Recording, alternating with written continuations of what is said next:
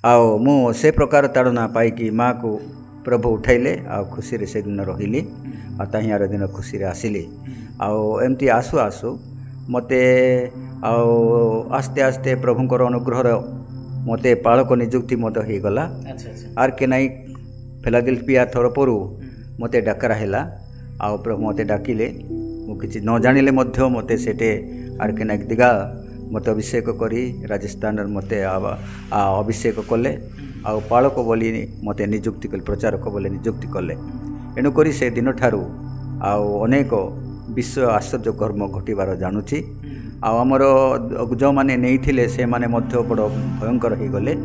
ଆମ ଘରେ ଇଏ କଲା ପରେ ଆଉ ବାପାଙ୍କର ଘର ଗୋଟେ ଥିଲା, ସେଇଟା ପୁଡ଼ାଇବାକୁ ଆସିଥିଲେ। ଏଇଟା ଆମେ ସମସ୍ତେ କାନ୍ଦୁଥିଲୁ କିନ୍ତୁ ସେଇଟା ପୁଡ଼ାଇ ପାରିଲେ ନାହିଁ। କିନ୍ତୁ ପ୍ରଭୁ ଅଗ୍ନି ହେଇକରି ଥିଲେ।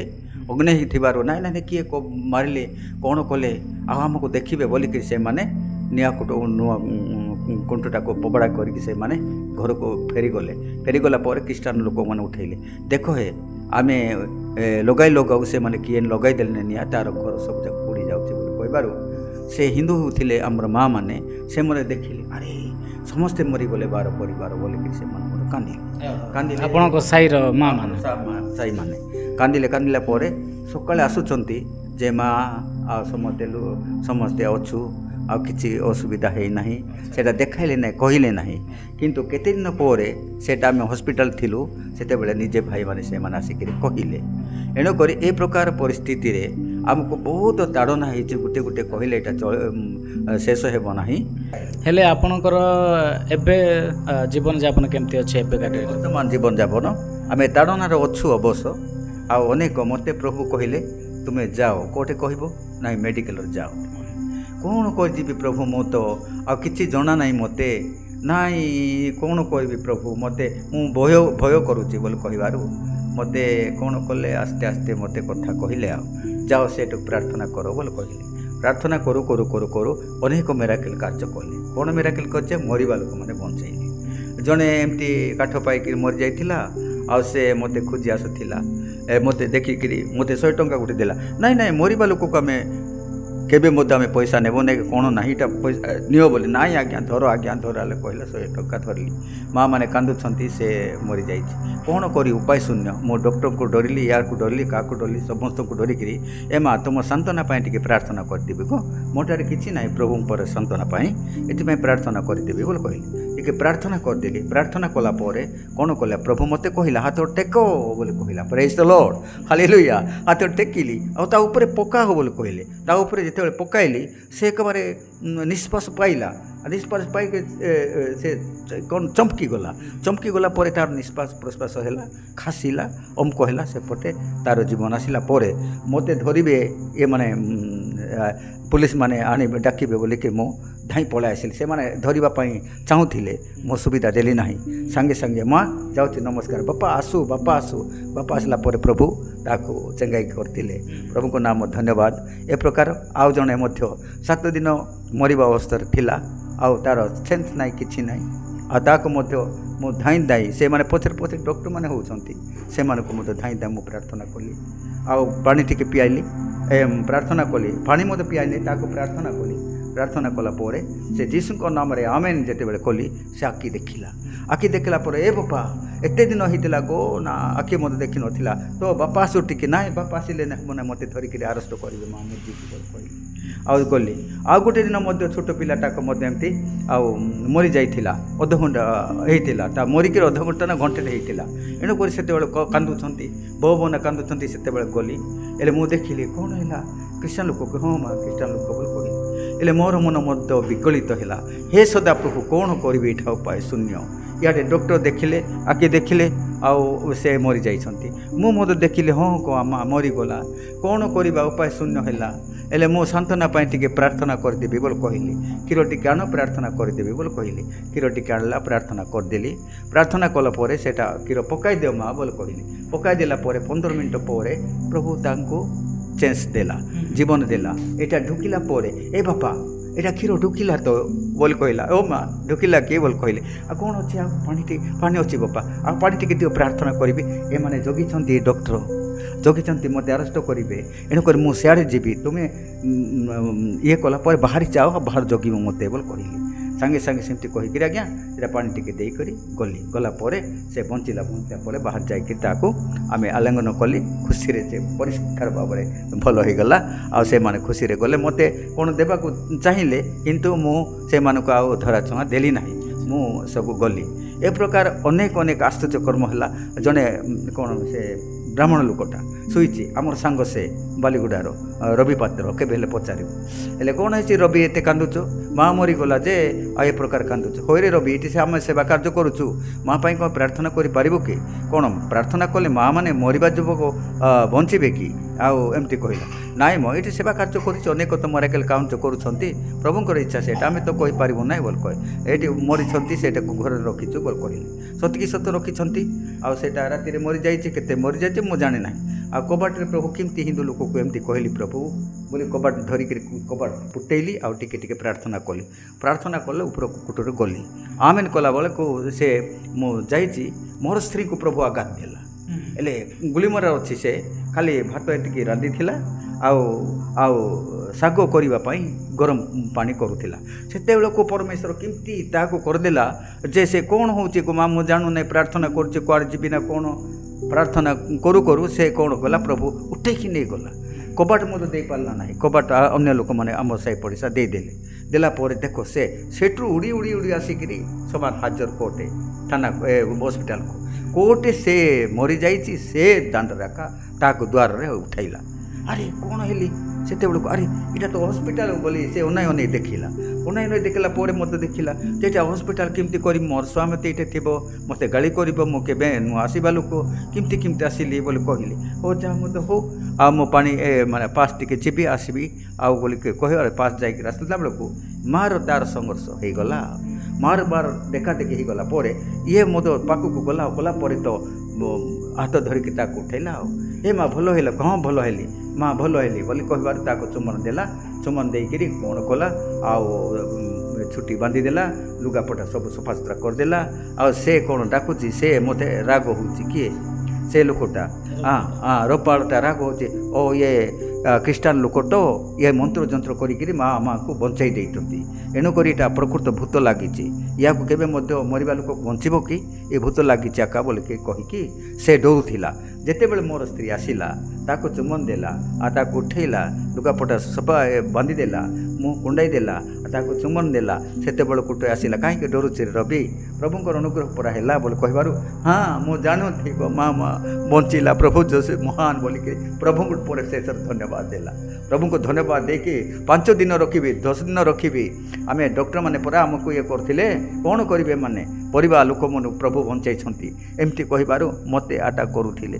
ଆମେ ଦୁଇ ପ୍ରାଣୀ ମଧ୍ୟ ଥରେ ମଧ୍ୟ ଧଁଛାଁ ହୋଇକରି ପଳାଇଲୁ। ଏ ପ୍ରକାର ହେଇକି ପ୍ରାୟ ସେଠି 6 ଜଣକୁ ମରିବା ଲୋକ ବଞ୍ଚାଇଛନ୍ତି। ମହାମାରୀରେ ଜଣେ ଲୋକକୁ, ମହାମାରୀ କଥା କହିବି, ମହାମାରୀରେ ଦାରିଙ୍ଗବାଡ଼ିରେ ଆସିକରି କ'ଣ କରୁଛନ୍ତି, ସେମାନେ ପକାଇଛନ୍ତି। ହେଲେ ପାଳକମାନେ ଆଉ 3-4 ଜଣ ଅଛନ୍ତି, ସେଠି ପାଳକମାନେ 3 ଜଣ ଅଛନ୍ତି। ସେଠି କହିଲେ, ହେଲେ କ'ଣ ହେଲା ଗୋ ମା, ତୁମର ଏଇଟା ୟାକୁ ଛୁଆଁଛୁଇଁ କରୁନାହିଁ, ମହାମାରୀ ହେଲା ପରା ବାପା, ସେଥିପାଇଁ ୟାକୁ ଛୁଉଁନା କି କିଛି ନାହିଁ ବୋଲି କହିବାରୁ, ହଉ ଠିକ୍ ଅଛି ପ୍ରାର୍ଥନା କରିବା, ପାଣି ଟିକେ ଦିଅ ବୋଲି କହିଲେ। ଭାଇ ଆସ ସମସ୍ତେ ପ୍ରାର୍ଥନା କରିବା ବୋଲି କହିବାରୁ ସେ ପାଳକମାନେ କ'ଣ କଲେ, ପରିହାସ କଲେ ମୋତେ। କ'ଣ ଏଇଟା କ'ଣ ଏ ଯାକ ଇଏ ହେଉଛି କି, ଆଉ ଏଇଟା କ'ଣ ପ୍ରାର୍ଥନା ଏତେ ସହଜ କି ବୋଲି କହିଲେ। ସେମାନେ ପରିହାସ କଲେ ମୋତେ। ଓ ମା ଠିକ୍ ଅଛି, ମୁଁ ଆସିଛି, ପ୍ରାର୍ଥନା ଟିକେ କରିଦେବି, ଆଉ ମୁଁ ଛୁଇଁବି ନାହିଁ, ଆଉ ପ୍ରାର୍ଥନାରେ ସବୁ ଉପରେ ଚିଞ୍ଚି ଦେବି, ଏଇଟା ପ୍ରାର୍ଥନା ମୋତେ ପିଆଇବାକୁ ଦେବୁ ବୋଲି କହିଲେ। ପ୍ରାର୍ଥନା କରିଦେଲି, ଆଉ ଗଲା ପରେ କ'ଣ କଲି ଆଜ୍ଞା, ରାତିରେ ସ୍ୱପ୍ନରେ ତାକୁ ମା କହିଛନ୍ତି ପ୍ରଭୁ ମୋର ଦାସ ଆସିଲା, ଟିକେ ହେଲେ କିଛି ଦାନ ଦେଲ ନାହିଁ, ଏ ବିଷୟରେ କହିଲା। ଏଣୁକରି ତାହିଁଆର ଦିନ ଯାଉଛି ମୁଁ, ଗଲାବେଳକୁ କ'ଣ କରୁଛି ଆଜ୍ଞା, ସେ ଭଲ ହେଇକିରି ଆନନ୍ଦରେ ଉପଭୋଗ କରି ଭାତ ଖାଉଛି। ହେଲେ ଖୁସି, ମୁଁ ମଧ୍ୟ ଖୁସି ତାକୁ ଦେଖିକିରି, ହେଲେ ଖୁସି ହେଲି। ଆଉ ଏ ବାଳକମାନେ କ'ଣ ହେଉଛନ୍ତି, ଏମାନେ ନାଟିକା ଶୁଖି ଯାଇଛି। ଆରେ ଏ କେମିତି ଲୋକଟା ଇଏ ଆସିକି ଖାଲି ମହାମାରୀ ମୋତେ ପ୍ରାର୍ଥନା କରିକିରି ବଞ୍ଚେଇଲା। ଏଣୁକରି ସେଇମାନେ କ'ଣ କଲେ ଆଜ୍ଞା, କିଏ 50, କିଏ 60, କିଏ 200 ଏମିତି ଜମା କରିକରି, ନାଇଁ ଆଜ୍ଞା କାହିଁକି ନେବି, ଆଉ ତୁମମାନଙ୍କର ନେବି ନାହିଁ, ମା' ଯାହା 20 ଟଙ୍କା ଦେଲା ସେଇଟା ଏକା ନେବି ବୋଲି କହିଲେ। ନାଇଁ ଆଜ୍ଞା ଆମେ ଭୁଲ କରିଛୁ, କ୍ଷମା କରନ୍ତୁ, ନିଅନ୍ତୁ ବୋଲି କହିବାରୁ ଆଉ ମଧ୍ୟ ସେମାନେ କିଛି ଯାହା ଦେଲା ଆଉ ଆସିଲି। ତ ଏବେ ଆପଣ କେମିତି କ'ଣ ସେବା କାର୍ଯ୍ୟ କରନ୍ତି? ଏବେ ଏବେ ଆଉ ଜଣେ ମଧ୍ୟ ସେମିତି ପିଲାଟା ବହୁତ ସିରିୟସ୍ ହେଉଥିଲା, ଝାଡ଼ା ପାଇଁ ପ୍ରାର୍ଥନା କରୁଥିଲି। ସେତେବେଳକୁ ଜଣେ ବାପା ମରିଯାଇଛି, ମରିବା ଅବସ୍ଥାରେ ଅଛି, ମରିବା ପାଇଁ କ'ଣ ହେଉଛି, ମରିବା ସମୟରେ ତାକୁ ଚାଲି ଦିଆହେଇଛି ଆଉ ସେ ଚଟପଟ ହେଉଛି। ଏ ଲୋକମାନେ କହୁଛନ୍ତି, ମୁଁ ଶିକ୍ଷା ଦେଲା ବେଳକୁ ମୋତେ ପରିହାସ କରୁଛନ୍ତି। ହେଲେ ମୁଁ କହିଲି, ମା' କାହିଁକି ସେମିତି ହେଉଛ? ଆମେ ଖ୍ରୀଷ୍ଟିଆନ ଲୋକ ପରା, ଆମେ ପ୍ରକୃତ ଘଟଣା ସତ କଥା କହୁଛୁ, କାହିଁକି ସେମିତି ହେଉଛ ବୋଲି କହିଲୁ। ତଥାପି ମଧ୍ୟ ସେମାନେ ପରିହାସ କରୁଛନ୍ତି। ତୁମେ ବାପାକୁ ଜଗି ଆସୁଛ ପରା, କାହିଁକି ଆମକୁ ଏ ପ୍ରକାର କରୁଛ ବୋଲି କହିଲି। ସେ ମଧ୍ୟ ବିଶ୍ୱାସ ଲୋକମାନେ ମୋତେ ତରଫର କଲେ, ହଉ ବାପା ଦିଅ ଟିକେ ପାଣି ଟିକେ ଦିଅ, ପ୍ରାର୍ଥନା କରିଦେବି ବୋଲି କହିଲି। ପାଣି ଟିକେ ଦେଲା, ପ୍ରାର୍ଥନା କଲି, ଆମେନ୍। ଯେତେବେଳେ ଏମିତି ଛିଡ଼ା ହେଲା ପରେ ମୁଁ ଦେଖିଲି ଯେ ଆମେନ୍ ଯେତେବେଳେ କଲି, ମୋତେ ପ୍ରଭୁ କହିଲେ ସିଆଡ଼େ ଦେଖ ବୋଲି। ଏମିତି ଦେଖିଲା ପରେ ତା'ର ଜୀବନ ନଷ୍ଟ ହେଇଗଲା, ମରିଗଲା ସେଠି। ହେଲେ କ'ଣ ହେଲା ମୋର ବାପା, କ'ଣ ହେଲା ମୋର ବାପା? ସେମାନେ କହୁଥିଲେ, ହଁ ମା' ସେତେବେଳେ କାନ୍ଦୁଥିଲେ, ହସୁଥିଲେ, ଏବେ କାନ୍ଦିବାକୁ ପଡ଼ିବ ନା। ମୁଁ କେତେ ଦୁଃଖରେ ଏମାନଙ୍କୁ ଦୁଃଖ ସମୟରେ ଆସିଥିଲେ ପ୍ରାର୍ଥନା କରିବା, ଦେଖ ଏବେ କାନ୍ଦ ବୋଲିକି ମୁଁ ନମସ୍କାର କଲି, ନମସ୍କାର କଲି, ମୁଁ କଲି। ଏ ପ୍ରକାର ଅନେକ ଆଶ୍ଚର୍ଯ୍ୟକର୍ମ ଘଟୁଛି। ସେଠି 6 ଜଣ ମହାମାରୀରୁ, ଆଉ ଗୋଟେ ସେ କଟକରେ କ'ଣ ସେଟା ଦିଲ୍ଲୀରେ କାମ କରୁଥିଲା, ସେ ତାଙ୍କର ସାଙ୍ଗ ଆସିଥିଲା, ମୋର ଆଡ୍ରେସ୍ ନେଇଗଲା, ତାକୁ ମହାମାରୀରେ ପକାଇ ଦେଇଥିଲେ। ପୁଣି ଆଡ୍ରେସ୍ ଯେତେବେଳେ ଦେଲା, ଡ୍ରେସୁଲର ସେ ହେଉଛି ସଲମନ ହରିଜନ। ଏଣୁକରି ସେ ମରିଗଲା ବେଳେ ତାଙ୍କର ସାଙ୍ଗ ଦେଇଥିଲା ତ ସାର୍ଟିଫିକେଟ୍ ସେଟା। ଏଣୁକରି ତାକୁ ଦେଖିକିରି କ'ଣ କଲି, ମୁଁ ପ୍ରାର୍ଥନା କରିଦେଲି। କେତେ ଦିନ ହେଲା ମରିଯାଇଛି ଆଜ୍ଞା, ଟିକେ ପ୍ରାର୍ଥନା କରନ୍ତୁ, ପକାଇଦେଲେ ତାକୁ ବାହାରି ବୋଲି କହିବାରୁ, ହଉ ଠିକ୍ ଅଛି ପ୍ରାର୍ଥନା 2 ଦିନ ଉପବାସ କଲୁ। 3 ଦିନ ପ୍ରାର୍ଥନା କଲାବେଳକୁ ଖବର ଆସିଲା ଇଆଡ଼େ ସିଆଡ଼େ କରିକି ସେ ବଞ୍ଚିଲା ବୋଲିକି ଆସିକିରି ସେ ମଧ୍ୟ ଆମକୁ ଗିଫ୍ଟ ଦେଲା। ଗିଫ୍ଟ ଯାହା ଦେଲା, କାରା ପାକରା ଦେଇକରି 50 ଟଙ୍କା 100 ଟଙ୍କା ଦେଲା, ଆଉ ଖୁସିରେ ଗଲା। ଏ ପ୍ରକାର ପରିସ୍ଥିତିରେ ବହୁତ ଆଶ୍ଚର୍ଯ୍ୟକର୍ମ ହୋଇଛି। ଆଉ ପ୍ରଭୁ ଯେତେବେଳେ ଏ ପ୍ରକାର ଅନେକ ଦେଖିଲେ, ସେତେବେଳକୁ ପରମେଶ୍ୱର ଏ ପାଷ୍ଟର ସଂଘମାନଙ୍କୁ ଆମର ଆସିସେସନ୍ ତରଫରୁ ଆମକୁ ଆୱାର୍ଡ଼ ଦେବା ପାଇଁ କହିଲେ। କେମିତି? ସେତେବେଳକୁ ପ୍ରଭୁ ଆଗରୁ କହିଲେ ମୋତେ, ତୁମ ଘରକୁ ଆସିବି ବିଜୟ ବୋଲି କହିଲା ପରେ କ'ଣ କଲେ, ମୋର ସ୍ତ୍ରୀଙ୍କୁ କହିଲେ, ଏଠି ସାଉଡ଼ିକିଆ ଆସିଥିଲେ, ବୁଡୁକିଆ ସାଉଡ଼ିକିଆ ମଧ୍ୟ ଏମିତି ଆସିଥିଲେ, ଆଉ ବୁଡୁକିଆ ମଧ୍ୟ ଆସିଥିଲେ। ଏଣୁକରି ଏବେ ଏଇଟା ମଧ୍ୟ ଆସିବେ। କ'ଣ ଏଇଟା ଆମେ ଭଡ଼ାରେ ଅଛୁ ମ, ସାଉଡ଼ିକିଆର ସିନା ଆମର ଘର ଥିଲା, ସେଇଟା ନଷ୍ଟ ହେଲା, ହେଲେ ମଧ୍ୟ ଘର ଥିଲା। ଆଉ ବୁଡୁକିଆର ଆମ ନିଜ ଘର ଥିଲା, ସେଇଟା ମଧ୍ୟ ଭଙ୍ଗାଭଙ୍ଗି କରି ମଧ୍ୟ ମାରିଦେଲେ, ସେଇଟା ନଷ୍ଟ ହୋଇଗଲା। କିନ୍ତୁ ଏବେ କ'ଣ ଏଇଟା ଆସିବ କି ବୋଲି କହିଲେ, ନାଇଁ ଏଇଟା ଆସିବା କଥା କୁହନ୍ତୁ ନାହିଁ, ଏଇଟା ଆମ ଘର ଦେଖିବା ପାଇଁ ଆସିବେ ନାହିଁ, ପ୍ରଭୁ ଆମକୁ ଦେଖିବା ପାଇଁ ଆସୁଛନ୍ତି, କାହିଁକି ତୁମେ ସେମିତି କରୁଛ? ହଉ ଠିକ୍ ଅଛି ବୋଲି କହିଲେ। ସମାନ 9ଟା ବେଳକୁ ଶୁକ୍ରବାର ଦିନ 2020ରେ କ'ଣ ହେଲା, ସେ ପ୍ରଭୁ ତ ଶବର ଲୋକ ପରି ଆସିଲେ। ଆଉ ଶବର ଲୋକ ପରି 2 ଜଣ ଆସିଲେ, ଜଣେ ଯୀଶୁଖ୍ରୀଷ୍ଟଙ୍କୁ ଧରିଛନ୍ତି, ଆଉ ଜଣେ ଏଠିକି ବୁଝିଲା ବାନ୍ଧିକି, ମୁଣ୍ଡରେ ବାନ୍ଧିକିରି ଆମ ଘରକୁ ଆସୁଛି। ଆଉ ଦେଖିଲା ଆମ ଘରକୁ ଯେତେବେଳେ ଆସିଲା, ଏ ମା' ତମ ଘରେ ଆମେ ପାଣି ପିଇବୁ, ପାଣି ଟିକେ ଦିଅ ବୋଲିକରି ଆସିଲା ପରେ, କିଏ ମା'? ହଁ ଦେଉଛି ମା' ବୋଲି କହିବାରୁ, ଯେତେବେଳେ ପାଣି କାଢ଼ିକିରି କବାଟ କରି ଦେଖୁଛି, ଯେତେବେଳେ ହେ ପୁଆ ତମ ଘରେ ଯୀଶୁ ଅଛନ୍ତି ବୋଲିକିରି ସେମାନେ ପାଟି କରିକି ପ୍ରଚାର କରିବାରୁ ତ ବହୁତ ଲୋକ ଜମା ହେଲେ। ଆଉ ନଳକୂପ ପାଖରେ ଅଛି, ଜମା ହେଲେ ବହୁତ ଲୋକ। ଜମା ହେବା ପରେ କ'ଣ ହେଉଛନ୍ତି, ଏମାନେ କ'ଣ ପ୍ରଚାର କରୁଛନ୍ତି, ଏମାନେ କେଉଁମାନେ ଲୋକ, ଏ ପ୍ରକାର କି ପ୍ରକାର ଲୋକ, ଏ ଯୋଗ କେମିତି ଏମିତି ପ୍ରକାର କରୁଛି, ଏ ଖ୍ରୀଷ୍ଟିଆନ ଲୋକ ପାଣି ଟେଣ୍ଡି ଥିବ ବୋଲି କହିବାରୁ, ନାଇଁ ମା' ଆମ ଘରେ ଦେଖ ନିଆଁ ଜଳାଇ ନାହିଁ, ଆଜି ଶୁକ୍ରବାର ଦିନ ଆମେ ଫାଷ୍ଟିଂ ରହୁଛୁ, ଆଉ କାହିଁକି ସେମିତି କହୁଛ ବୋଲି ଦେଖିଲେ, ପଶିଲେ କାହିଁ ଏତେ ଯୀଶୁ ନାହାନ୍ତି, ତୁମେ କ'ଣ ସେମିତି ହେଉଛ ଏମିତି କହିବାରୁ, ନାଇଁ ତୁମେ କ'ଣ ହେଉଛ କି, ଏଇଠି ଆସିକିରି ଏ ପ୍ରକାର ସେବା କରୁଛ? ନାଇଁ ଆମେ ଉର୍ଦ୍ଧ୍ୱ ସ୍ଥାନରୁ ଆସିଛୁ, କାହାକୁ ଆମେ ଭୟ କରିବୁ ନାହିଁ, ଏରିଆରେ କାହା ଘର ଆମେ ପାଣି ପିଇବୁ ନାହିଁ, ୟାର ଘର ସୁନ୍ଦର ପରିଷ୍କାର ଅଛି, ସେଥିପାଇଁ ଆଙ୍କ ଘରେ ଆସିଛୁ ଆମେ ବୋଲିକିରି କହିବାରୁ, ଝିଅ ଜାଣିଲେ ସମସ୍ତେ, ଜାଣିବାରୁ ତ ଏ ପ୍ରଭୁଙ୍କ ଲୋକମାନେ ଏକା ବୋଲିକିରି କହିବାରୁ, ମୋର ସ୍ତ୍ରୀ 20 ଟଙ୍କା ଗୋଟେ ଦେବାକୁ ଯାଉଥିଲା, 20 ଟଙ୍କା ମଧ୍ୟ ଦେଲା। କିନ୍ତୁ ନାଇଁ ଏଇଟା ଦେବ ନାହିଁ, ଚପଲ କ'ଣ ଅଛି ତୁମର ପାଖରେ, ଏଇଟା ଦିଅ ସେପଟରେ, ଆଉ ଲୁଗାରେ ସେଇଟା ଗୋଟେ କରିଥିଲେ, ସେଇଟା କାଢ଼ିଲା ପରେ 20 ଟଙ୍କା ପକାଇଦେଲା ପରେ ସେ ଲୁଗା ପଟେ ଗଲା। 5 ମିନିଟରେ ସେମାନେ ଉଭୟ ଗଲେ। ଆଉ 3 ଦିନ ପରେ ନା 2 ଦିନ ପରେ ପ୍ରଭୁ ମୋତେ କହୁଛନ୍ତି ତୁମକୁ 3ଟା ପୁରସ୍କାର ଦେବି ବୋଲି କହିଲେ। ଏ 3ଟା ପୁରସ୍କାର କ'ଣ? ନାଇଁ, ଗୋଟେ ହେଉଛି ସୁଷମାଚାର ପ୍ରଚାର, ଗୋଟେ ହେଉଛି ରୋଗୀ ସେବା, ଗୋଟେ ହେଉଛି ପ୍ରେମର ସେବା।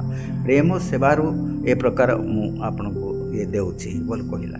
ଏଣୁକରି ସେତେବେଳକୁ ଦେଖ, ଏଡ଼େ ସୁଷମାଚାର ପ୍ରଚାରକ ନିମନ୍ତେ ରୋଗୀ ସେବା ପାଇଁ ଆଉ ସୁଷମାଚାର ପ୍ରଚାର କରିବା ପାଇଁ ଆବାଡ଼ ମୋତେ ପୁରସ୍କାର ଦେଲେ। ଅନେକ ଅନେକ ମଣ୍ଡଳୀ ଆତ୍ମା ଲାଭ ହୋଇଛି। ସେଇଟା ଏ ଯାକରେ ଆବାଡ଼ ଯାକରେ ଏ ଯାକରେ ସବୁ ରଖିଛନ୍ତି ସେମାନେ ଦେଇକିରି। ଅନେକ ଅନେକ ମଣ୍ଡଳୀ ପ୍ରାୟ 13ଟା 14ଟା ମଣ୍ଡଳୀ ଆତ୍ମା ଲାଭ ହୋଇଛି, ମଣ୍ଡଳୀ କରିଛନ୍ତି। ଆଉ ସେଇଠି ସେମାନେ ପାଳକ ହୋଇକି ସେମାନେ ଚଳାଉଛନ୍ତି। ମୁଁ ଏବେ ବଡ଼ ପ୍ରଭୁଙ୍କ ଅନୁଗ୍ରହରୁ ଟିକେ ବଞ୍ଚାଇଲେ। ମୁଁ ହସ୍ପିଟାଲ ଆଉ ପ୍ରତିକା ବାଣ୍ଟିକି ବାଇବେଲ ଶିକ୍ଷା ଦେଇକିରି ଅନେକ ଆଶ୍ଚର୍ଯ୍ୟକର୍ମ ଯେତେବେଳେ ମୁଁ ଆବାଡ଼ ପାଇଲି ସେତେବେଳେ RCC ଲୋକମାନେ ସମସ୍ତେ ଆସିକିରି ମୋତେ କ୍ଷମା ମାଗିଲେ। ଭାଇ କ୍ଷମା ଦିଅ, କ୍ଷମା ଦିଅ। କ'ଣ ପାଇଁ ତୁମକୁ କ୍ଷମା ଦେବି? ନାଇଁ, ଆମେ ତୁମ ବିରୁଦ୍ଧରେ ଅନେକ କରିଛୁ। ଛୋଟବେଳରୁ ତୁମେ ପଞ୍ଚମ ପଢ଼ୁଥିଲା ସେତେବେଳ ଠାରୁ ତୁମର ପତ୍ରିକା ବିଭିନ୍ନ ପ୍ରକାର ଆମେ ଚିରାଚିରି କରିଛୁ, ଆମକୁ କ୍ଷମା କର ଭାଇ ବୋଲି କହିଲେ। ହଉ, କ୍ଷମା ପାଅ ଭାଇ। ଆମେ ମାନବ ସେବା କରିବା, ସମସ୍ତଙ୍କୁ ଈଶ୍ୱରଙ୍କ ସେବାରେ ଆମେ ଲାଗି ରହିବା।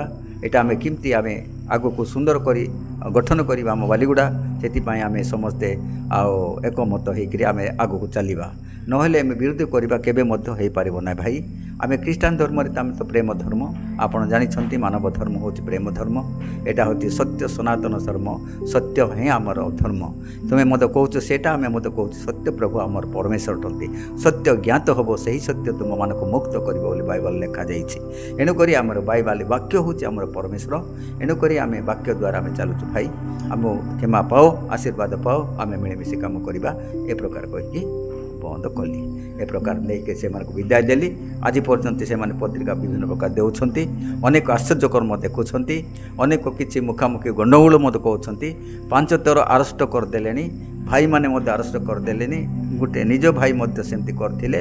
ଆଉ 5,000 ଦେଇକିରି ମଧ୍ୟ 10,000 ଦେଇକିରି ମଧ୍ୟ ଲୋକନାନନ୍ଦ ବିଷୟରେ ମୋତେ ମାରିବା ପାଇଁ ଦେଇଥିଲେ। ସେଇଟା ମଧ୍ୟ ମୋତେ ମୁକୁଲ କରୁଛନ୍ତି। ପ୍ରାର୍ଥନା କରୁଥିଲି, ଗୋଟେ ପର୍ବତରେ ପ୍ରାର୍ଥନା କଲି, ଆଉ ନଳୀ ପଟେ ସେମାନେ ଆସିକିରି ମାରୁଥିଲେ। ନଳୀ ପଟେ ମଧ୍ୟ ମୋତେ ପେଛା କରୁଥିଲେ ପ୍ରଭୁ। ଇଆଡ଼େ ମୁଣ୍ଡ ଦେଖିଲେ, ଇଆଡ଼େ ମୁଣ୍ଡ ଦେଖିଲେ, ଇଆଡ଼େ ମୁହଁ ଦେଖିଲେ, ଇଆଡ଼େ ମୁହଁ ଦେଖିଲେ, ଚତୁର୍ଦିଗ ମୁହଁ ଦେଖିଲେ, ଆଉ ସେ ମୁହଁ କରିପାରିଲେ ନାହିଁ। ଏଣୁକରି ଡରିକିରି ରଖିଲେ।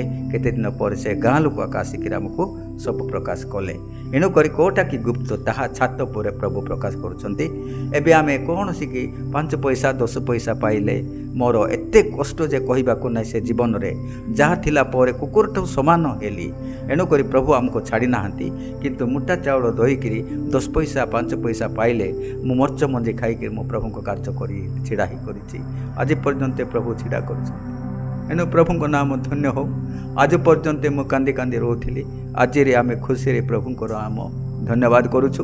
କେତେ ଆସିଲେ, ତାଡ଼ନା ଆସିଲେ ମଧ୍ୟ କେତେ ଥାନା ବାବୁ ମାରିଲେ, RCC ଲୋକମାନେ ମାରିଲେ, ଆଉ ବଜାରରେ ମାରିଲେ, ଆଉ ହସ୍ପିଟାଲ ମଧ୍ୟ ଧକ୍କା ଦେଲେ, ଆଉ ବୁଡ୍ରୁ କେୟାରେ ଦେଲେ, ଆଉ ସାର୍ଟ କେୟାରେ ଦେଲେ, ଆଉ ମଧ୍ୟ ଏଠି ଥାନାରେ ଦେଲେ। ଏମିତି ହେଇକିରି ଆଜି ପର୍ଯ୍ୟନ୍ତ ଧକ୍କା ଖାଇକି ପ୍ରଭୁଙ୍କର କାର୍ଯ୍ୟ କରିଛି। ଏଣୁକରି ପ୍ରଭୁଙ୍କ ନାମ ଧନ୍ୟ ହେଉ। ଆଗକୁ କେମିତି ଆଗକୁ ବଢ଼ିବି, ମୋ ପାଇଁ ପ୍ରାର୍ଥନା କରିଦିଅନ୍ତୁ। ଆମେ ଆଗକୁ ଅଧିକ ସାକ୍ଷ୍ୟ ହେବ, ଆଉ ଆମେ ସାକ୍ଷୀ ହେବୁ। ସେପରି ଆମ ପାଇଁ ବିଶେଷ, ଆମ ପରିବାର ପାଇଁ, ଆମ ପାଇଁ ସମସ୍ତେ ପ୍ରାର୍ଥନା କରିଦିଅନ୍ତୁ। ଏଇଟା ହିଁ ମୋର ଅନୁରୋଧ। ଏତିକି କହି ମୁଁ ବନ୍ଦ କଲି। ଆମେନ୍। ଦେଖୁଥିଲେ ଆପଣମାନେ, ଶୁଣୁଥିଲେ ଆଜ୍ଞାଙ୍କର ସାକ୍ଷ୍ୟ, ଯେ ତାଙ୍କ ଜୀବନର ସାକ୍ଷ୍ୟ, ଯେ ତାଙ୍କେ ଯେତେବେଳେ ସାକ୍ଷ୍ୟ କହୁଛନ୍ତି ତାଙ୍କ ଆଖିରୁ ଲୁହ ଝରି ଯାଉଛି। ତ ତାଙ୍କ ଜୀବନରେ ଆମେ ଏତିକିରେ ଆମେ ଜାଣିପାରୁଛୁ ଯେ ତାଙ୍କେ ବହୁତ ଷ୍ଟ୍ରଗଲ୍ କରିଛନ୍ତି ତାଙ୍କ ଲାଇଫ୍ରେ। ଆଉ ତାଙ୍କ ପରମେଶ୍ୱରଙ୍କର ସେବା କାର୍ଯ୍ୟ ଭିତରେ ତାଙ୍କୁ ବହୁତ କଷ୍ଟ ବି ଆସିଛି। କିନ୍ତୁ ସମସ୍ତ ବିଷୟଠୁ ପରମେଶ୍ୱର ତାଙ୍କୁ ପୃଥକ କରିଛନ୍ତି। ଏବଂ ଏବେ ତାଙ୍କେ ବୃଦ୍ଧା ସମୟରେ ବି ତାଙ୍କେ ବୁଲି ବୁଲି ପତ୍ରିକା ବାଣ୍ଟନ୍ତି, ଲୋକମାନଙ୍କୁ ବାଇବଲ ଦିଅନ୍ତି, ସବୁ ବିଷୟ କରନ୍ତି। ତାହିଁରୁ ଯେଉଁ 2 ପଇସା 1 ପଇସା ଆସେ ତାହାରେ ସେ ଚଳନ୍ତି। ତ ଆଜ୍ଞାଙ୍କର ସାକ୍ଷ୍ୟ ଦ୍ୱାରା ଆପଣମାନେ ପରିବର୍ତ୍ତନ ହେବାକୁ ଚେଷ୍ଟା କରନ୍ତୁ। ଆଶା କରୁଛି ଆଜ୍ଞାଙ୍କର ସାକ୍ଷ୍ୟ ଆପଣମାନଙ୍କୁ ଭଲ ଲାଗିଥିବ। ଯଦି ସାକ୍ଷ୍ୟ ଭଲ ଲାଗିଛି ତାହେଲେ ଭିଡ଼ିଓକୁ ଲାଇକ୍ କରନ୍ତୁ, ସେୟାର କରନ୍ତୁ, ଏବଂ ମୋ ଚ୍ୟାନେଲରେ ଯଦି ଆପଣମାନେ ନୂଆ ଆସିଛନ୍ତି ତାହେଲେ ଚ୍ୟାନେଲକୁ ସବସ୍କ୍ରାଇବ୍ କରନ୍ତୁ। ରହିଲି ପ୍ରଭୁ ଯୀଶୁ ଖ୍ରୀଷ୍ଟ ନାମରେ ସମସ୍ତଙ୍କୁ ପ୍ରେଜ୍ ଦ ଲର୍ଡ।